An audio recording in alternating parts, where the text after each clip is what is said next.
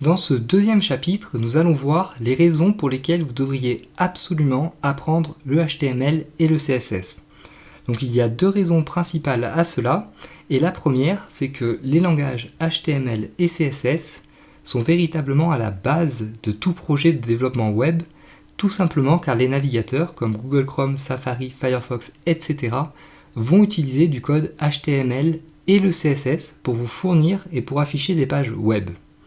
La seconde de ces deux raisons est que les langages HTML et CSS sont véritablement deux standards informatiques, c'est-à-dire qu'ils ne possèdent pas de concurrents, et donc vous allez être obligé de passer par ces deux langages pour créer vos projets web.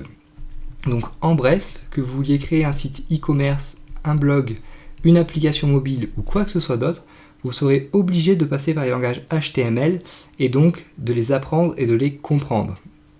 Alors cela étant, si vous connaissez un petit peu le monde du web, vous pouvez très bien vous dire que coder en HTML et en CSS est inutile, puisque vous pouvez utiliser soit d'une part des solutions toutes faites, comme des frameworks de type WordPress ou PrestaShop, ou d'autre part des éditeurs WYSIWYG, donc What You See is What You Get, donc ce que vous voyez et ce que vous obtenez comme Adobe Dreamweaver par exemple, ou encore avoir recours au service d'une agence spécialisée.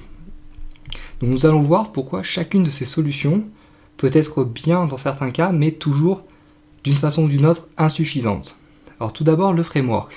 Donc un framework, il faut savoir que selon moi c'est assez génial, puisque d'une part ça vous fait économiser des centaines d'heures de travail, puisque le site web est déjà prêt à l'emploi, et d'autre part vous avez la garantie a priori d'un travail bien fait si vous choisissez un bon framework, puisque ceux qui travaillent par exemple sur WordPress font très bien les choses et vous êtes à peu près garanti d'avoir un site qui sera très fluide, très bien fait et qui aura très peu de bugs.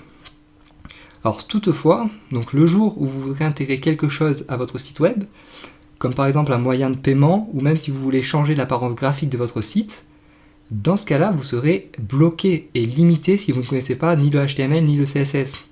Donc c'est pour cela que si installer un framework peut être une bonne solution, ça ne va jamais être suffisant. Vous devrez également le comprendre et pouvoir le modifier. Et pour cela, vous allez avoir besoin, entre autres, de connaître le HTML et le CSS.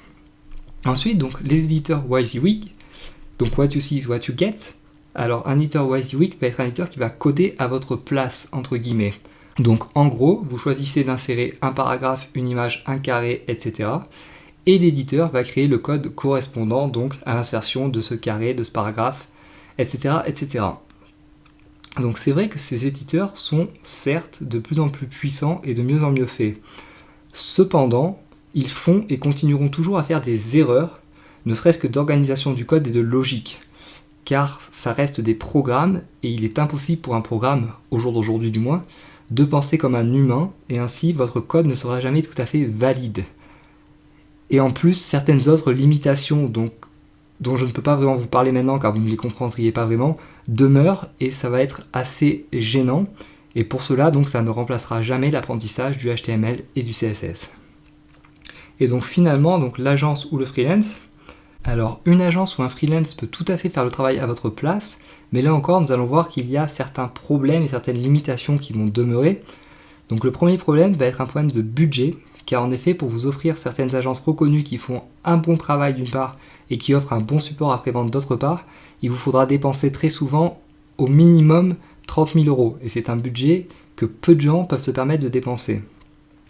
Ensuite, donc, si vous n'avez pas le budget nécessaire, vous allez devoir vous rabattre sur des agences, et là je dis agences entre guillemets de seconde zone, qui vont assez souvent, ne nous mentons pas, se résumer à un seul étudiant qui cherche à gagner un petit peu d'argent.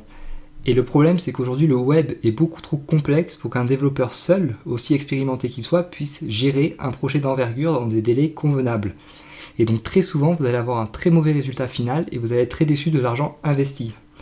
De plus, faites très attention car pensez bien que la création de votre site web ne doit pas être le poste de dépense principal de votre projet, puisqu'après vous allez devoir également dépenser de l'argent en marketing, en communication, etc. Et donc faites très attention à ne pas investir toutes vos économies dans le développement de votre site web, car encore une fois, vous aurez besoin d'argent par la suite. Et finalement, la dernière limitation qui va demeurer lorsque vous faites appel à une agence ou à un freelance va être le suivi une fois le travail rendu, car une fois le travail rendu, il faudra très souvent ne pas vous attendre à ce que votre freelance ou votre agence vienne vous dépanner en cas de problème pendant des années, et c'est tout à fait normal selon moi, et donc vous risquez d'être bloqué si vous avez des problèmes par la suite, ou si vous voulez implémenter d'autres fonctionnalités par la suite, si vous ne connaissez pas au moins le HTML et le CSS. Et donc la dernière bonne raison d'apprendre le HTML et le CSS, si vous en fallait encore une, qui est selon moi la meilleure, est que donc apprendre le HTML et le CSS, ça signifie avant tout mettre un pied dans le monde des développeurs. Et c'est donc commencer à les comprendre et à parler comme eux. Donc si vous comprenez le HTML et le CSS avant de faire appel à une agence, vous rédigerez un cahier des charges beaucoup plus précis et de meilleure qualité, et donc vous économiserez finalement beaucoup d'argent, de temps, et au final vous aurez un rendu qui sera beaucoup plus optimisé, qui sera beaucoup plus proche de ce que vous voulez véritablement, puisque vous arriverez à vous faire comprendre par ces agences, par ces professionnels. Et également, donc, apprendre le HTML et le CSS, c'est se créer un socle de connaissances pour comprendre comment fonctionne son site et ainsi pouvoir le modifier et le corriger donc au besoin. Car en effet, donc toutes ces personnes qui vous disent que vous pouvez tout à fait créer, gérer des sites internet sans apprendre ni HTML ni CSS sont selon moi des menteurs. Car réfléchissez bien, deviendrez-vous plombier sur un coup de tête? Non, car vous n'y connaissez rien en plomberie tout simplement. Et c'est exactement pareil pour le web. Donc pensez bien que l'immense majorité des échecs liés au web proviennent du fait que des personnes se lancent dans l'aventure donc sans la moindre connaissance de leur environnement, sans aucune connaissance technique. Et n'oubliez pas qu'il est essentiel pour qu'un commerce fonctionne, et aujourd'hui plus que jamais car il y a de plus en plus de concurrence, d'avoir une compréhension de son propre business, de son architecture et de son infrastructure.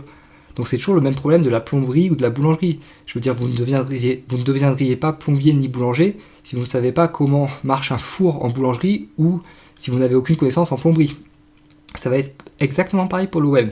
Vous devriez toujours être capable de comprendre votre architecture et votre infrastructure et savoir comment fonctionne votre site si vous voulez réussir un jour à créer quelque chose de pertinent et qui va fonctionner. Donc si vous faites l'effort de comprendre cela, vous avez déjà battu 95% de vos concurrents. Alors sans compter également que pour optimiser votre référencement et donc votre visibilité sur le web, la maîtrise du HTML et du CSS est indispensable. Donc j'espère que je vous ai convaincu à travers ces différentes raisons de l'utilité d'apprendre et de connaître le HTML et le CSS. Et si c'est le cas, passons immédiatement à la suite. Et dans le prochain chapitre, donc, nous définirons les différents rôles du HTML et du CSS. Et nous verrons également ce que signifient les initiales HTML et CSS. Donc je vous dis rendez-vous au prochain chapitre.